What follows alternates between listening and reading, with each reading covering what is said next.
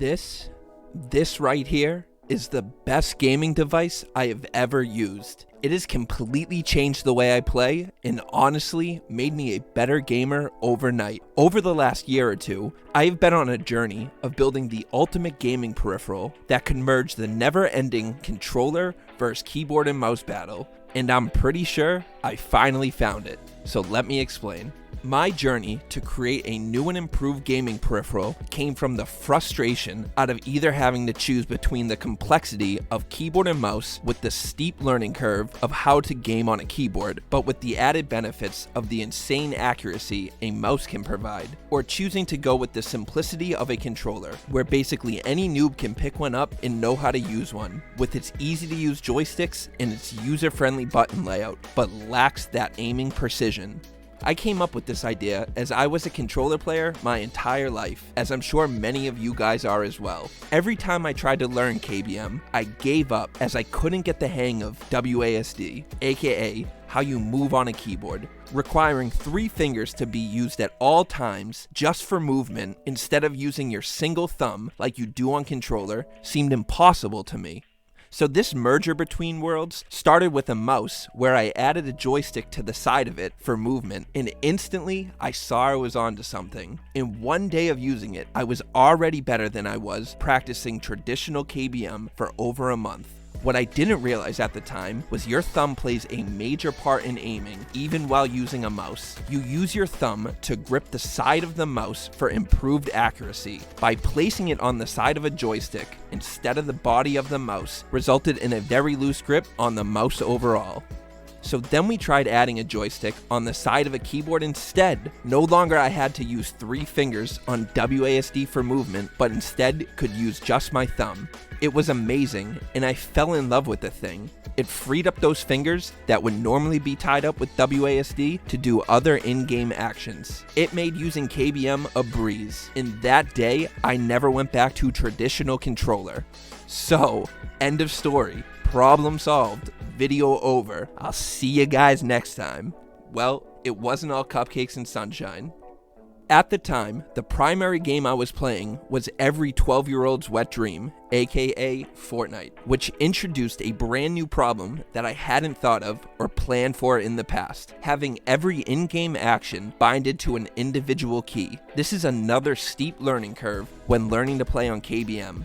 It's called muscle memory. It takes months, sometimes years of practice to master. Again, this is another massive turnoff for controller players wanting to switch to KBM. I was not able to reach all necessary keys, and funny enough, even with its issues, I found myself only using the joystick keyboard over everything else I have ever built. I started using it daily. So much, in fact, I used it until it finally broke. I used that thing so much, I wore a hole into the grip and it had more dead skin cells in it than I cared to admit. I was so upset when the joystick keyboard broke, as I had become so used to it, and I couldn't just buy a new one. And this was just the motivation I needed to restart the project. This time, I was going to build a joystick keypad, but solve the unreachable key issue that turned me away from it the first time, and some new issues I discovered after 6+ months of using it. As I had the joystick part figured out from the previous joystick keyboard project, I spent the majority of time developing an easy way to reach the most amount of keys possible without having to move your hand or wrist, and just your fingers. And using a traditional keyboard layout was out of the question. Remember the small but very important detail. Keyboards are meant for typing, not gaming. The keyboard has stayed virtually unchanged for 30 to 40 years.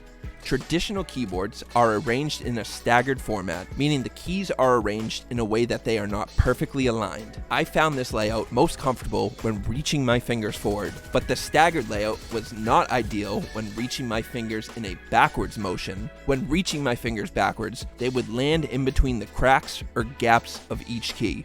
This is where we ended up looking to go with a different type of keyboard layout altogether, which is called ortholinear. Ortholinear is where the keys are symmetrical instead of staggered. By having the keys in a symmetrical orientation, reaching backwards was much easier and had my fingers naturally landing on the back keycaps, not the gaps. With our keypad, we implemented a majority of a ortholinear layout with a few staggered key placements. The reason we kept some staggered keys is fingers like your ring and pinky finger naturally move to the side when being stretched, much more than your middle or index. Continuing on the topic of these quote-unquote back keys, this is really when we started paying attention to how your fingers naturally bend. With a traditional keyboard, the keys are in a flat orientation, requiring you to move your hand to reach around the keyboard. If you keep your hand completely still and move just your fingers back and forth, they naturally curve in an up and down type motion, not a flat forward and back motion. So when designing the placement of these back keys, instead of having them in a flat orientation like that traditional keyboard, we place them at almost a 90-degree angle, as when you move your fingers backwards, the tip of your finger, the part of the finger that actually hits the keycap, is pointed almost backwards, not flat. This made backwards key presses much more natural feeling. You can hit these back keys without even thinking about it by using a backwards flick type motion. We use the same thought process for the far top row of the keyboard. Think of this row as the number row or the F1 keys. These keys are extremely uncomfortable to reach when resting your other fingers on WASD, especially for a beginner. You have to stretch and fully extend your fingers to reach these keys. So continuing on the path of following the natural movement your finger makes when fully extended as a reference, the finger becomes almost elevated when the hand is kept in a stationary position. So by placing the top row of keys in a much more elevated position over the traditional WAS key row, you can place them much closer together. On our keypad, they are even overlapping the WASD keys if you look at it from above. And because they are elevated, your fingers won't hit them unless you intentionally fully extend your finger, and at that point, they are much easier to access over a traditional keyboard layout, as again, the keys are overall much closer together. We also use this same process of how your fingers naturally move with the thumb and the spacebar placement, and again, we place the thumb button in the most optimal position where it can easily be hit by naturally extending your thumb. By having these keys placed in the most optimal layout to be reached with a full finger extend, plus getting rid of the complication of WASD with the simplicity of a joystick, it eliminates the overall most difficult part of learning how to game on a keyboard: the muscle memory it takes to master. Fully learning and getting the hang of our keypad took only a few days instead of the few months it would take one to learn traditional keyboard. Remember, the entire idea for this keypad was inspired by the complicated nature of traditional keyboards, but it was also inspired by the lack of comfortability when using a keyboard as well. Having to rest your wrist on a flat desk, then having to elevate your fingers over the keyboard is incredibly uncomfortable. You can get a fucking syndrome from playing traditional KBM called carpal tunnel syndrome. I can't make this shit up. So when coming up with the design for our keypad, we wanted to incorporate a palm rest that naturally fits the shape of your hand, and more importantly, elevates your wrist off that uncomfortable desk. So to end this video off, I want to hear your guys' opinion. I'm super happy with how this keypad turned out, and I'm already working on V2 with some major changes that make it even better. I have a separate video coming out going into much more greater details on how I built this keypad with step-by-step instructions. The best part is it only cost me around $20 or $30 to make from off-the-shelf parts. Also, during my long upload gap, I took it upon myself to learn 3D printing and 3D modeling, and the reason being is I'm going to make these projects open source, meaning you can download the files for this keypad, print it at home if you have a 3D printer, and make revisions and modifications and make the keypad better.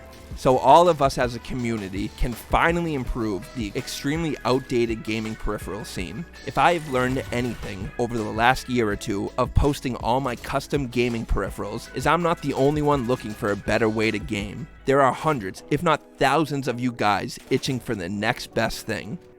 With that being said, till next time, I love you so much.